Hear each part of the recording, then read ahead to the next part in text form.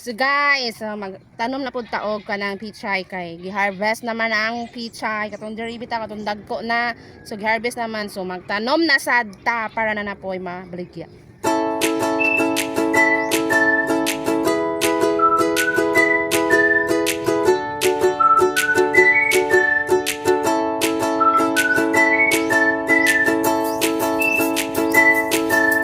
So magtanom na pud ta guys para na napoy kumpra sa komprador.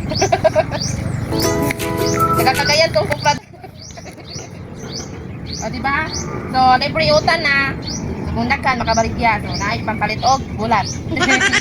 Ang gulay, ibaligya kay palit og bulat. Ay, di ba kung mabuntahan kung upuan, kaon. So, ibaligya, double purpose, diba?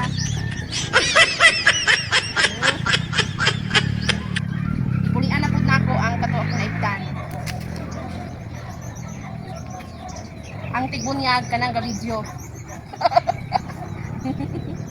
Ang tigunyag ka ng gabidyo.